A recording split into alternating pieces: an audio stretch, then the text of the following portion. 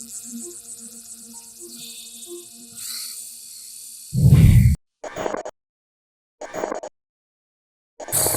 what's up? It's Kid. Time for another video. Today we're tying on this jig head, and this is probably one of the simplest flies that you would ever tie. It's nothing but sort of like a bucktail fly with some feathers. And we are going to start our wraps here. This is particularly good when you want movement that's basically more than soft plastic. Soft plastic's already really good. The problem there is that it moves when you move it. Okay, that's the problem with soft plastics. But this is something that just moves on its own, so you could actually leave this on the bottom. We're only going to be using two, and this is something that just undulates on its own. It doesn't really need a lot of manipulation. We are going to make this about 1.5 the length of the fly or the jig. Okay, so about right there. So once you get the distance, all you have to do is just preen back and then you tie it. So we're gonna put this on the far side first, and then you take your other one, match the length, peel this back, and install. It doesn't have to be super aligned, but it's nice when they are. Just like that. The thing with fly tying, in this case jig tying, is that you need a very good pair of scissors. We're going to use craft fur. So you just advance your thread just a little bit. And if you notice, I actually have a little bump created here. And the very first bunch would be just ahead of that bump. Now remember, we're tying this fly upside down. So it should be like that. Okay, but it's just easier to tie it like this. Now, as I mentioned, we're going to be using craft fur. And sort of a weird procedure here, because we're going to be actually tying the craft fur backwards, and you'll see in a minute what I mean. So take a bunch of craft fur, so you end up with something like this. We take about that much, like so, and then what we do is actually tie it on backwards like that. 2 wraps, and then distribute the material by pressing on the shank with the material on top. Press it so that it actually goes around the hook shank and covers the head like that.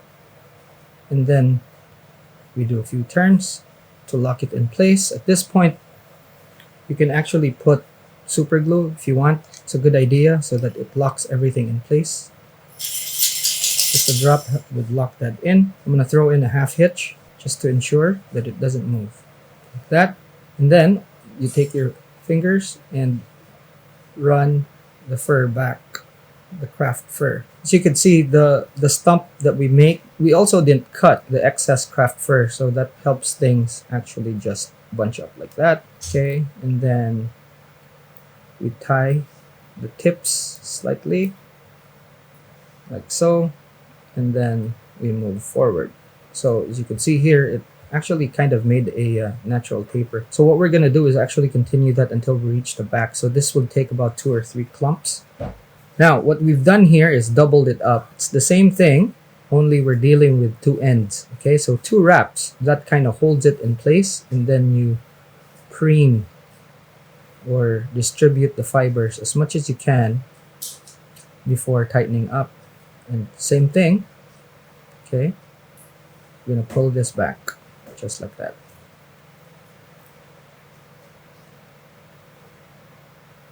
Tie front. This is just so that it gets a bit bulky and gives you a natural taper. So just like that. See? Okay, that's right side up. And you'll see a little head forming there. Really nice taper. And the tail just sticking out just like that. So we'll do about 1 more, and we'll do a double bunch again. I mean, you could already see that there's a lot of kind of material bunched up near the head, and that creates bulk and also gives it a parachuting effect. And that's something really important when it comes to this, because when you're casting out, as soon as it hits the water, it starts to move immediately, and you'll get a few strikes there. When it's on the bottom, you could move it real slow. It'll get a few strikes there like that as well. It simulates a lot of things actually. When it sits on the bottom, it's kind of like a shrimp. When you're moving it, it's kind of like a fish. So has a lot going through for it. It's really kind of like a do-it-all fly or jig. Something that I use when it's really really slow, because you fish it slow, fish it near the bottom. You don't have to do anything, and it just basically works on its own. Okay, so 2 wraps and then distribute.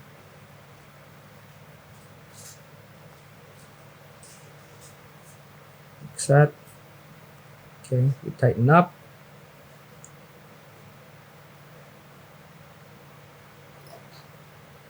So actually can still put a bit more.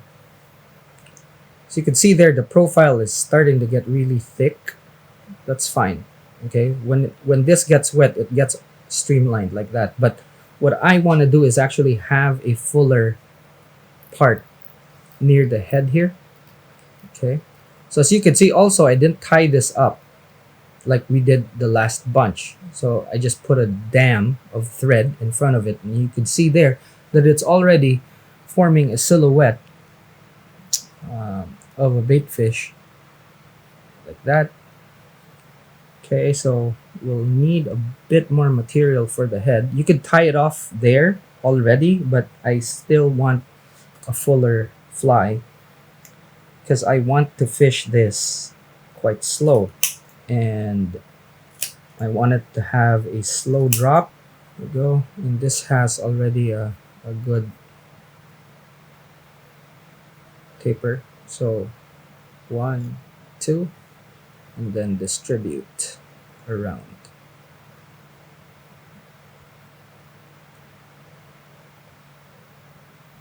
Like that. Okay.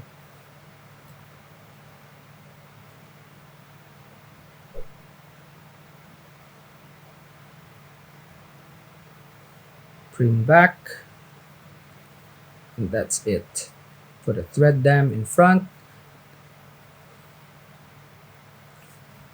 half hitch,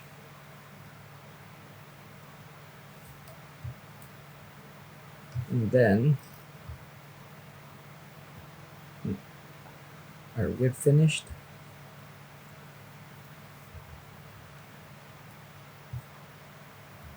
Another one.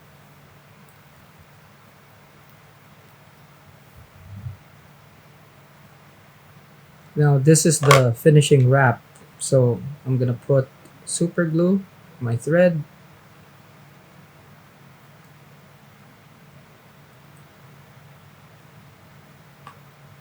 preen this back, wrap. Okay, it's actually a very good way to get super glue in there without putting the glue with your bodkin or whatnot. Okay, so we have that.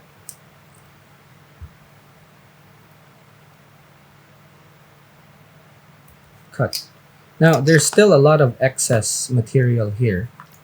What we want is to actually just comb this back, and all the excess is gonna be taken off, as you can see there.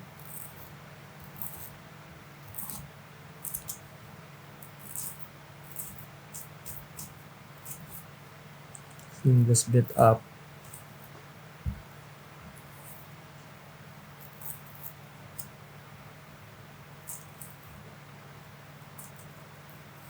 So it's bushier than normal, but when you're moving it, actually forms a really good taper, as you can see there. And when it's wet, everything gets compressed. So before you fish this, you actually make sure that there are no bubbles in it. So you wet it and then work the water in.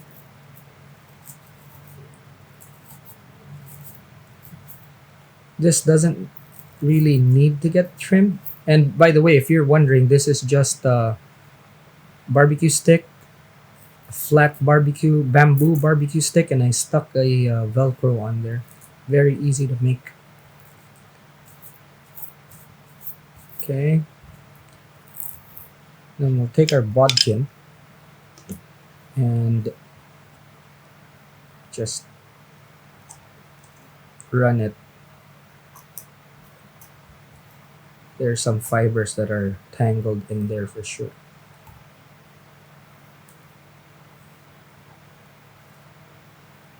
There it is. This is a 3-gram jig, or 3-gram jig head. If you want to put an eye, you could put an eye there, although I really don't like doing that, but it's actually kind of a fancy bucktail. And all it is a fly that simulates almost anything. It could be a crab, it could be a shrimp. When you're laying it down on the bottom, all of these actually kind of move with very little input from the angler. And you could trim this, up to you. I usually don't.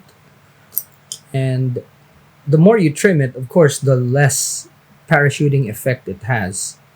And I've caught all sorts of fish with this, like grouper, snapper,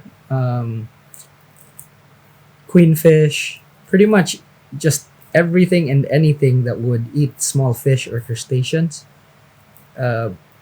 Pretty sure it'll work in freshwater, especially in finesse situations.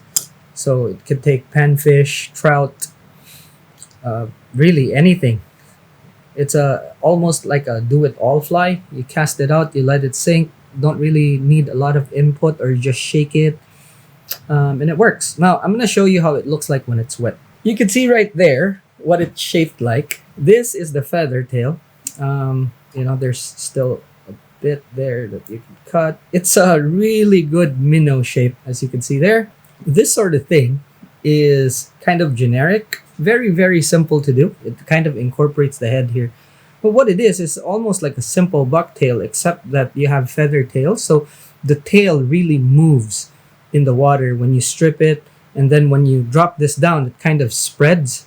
Okay, this whole thing kind of spreads, and the good thing is that it kind of pulsates too. So it looks like either a crab that's on the bottom feeding, or just chilling. All the tentacles, it could look like a small octopus or any other type of crustacea, like a mantis shrimp or a shrimp. Because it's white and it's a bit translucent when it's in the water, it could simulate minnows or all those small critters that live on the bottom. And cast it out, anything could eat it. So this is something that I use a lot when soft plastics don't get bit. So first I start out with hard baits, because I love using hard baits, and then soft plastics if the fishing is kind of slow.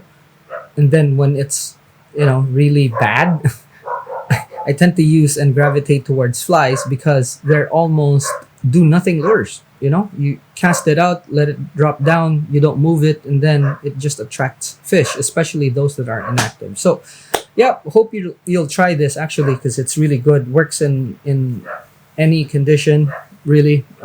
Freshwater, saltwater, in any type of body of water. So it's not just for saltwater fishing around the beaches or whatnot.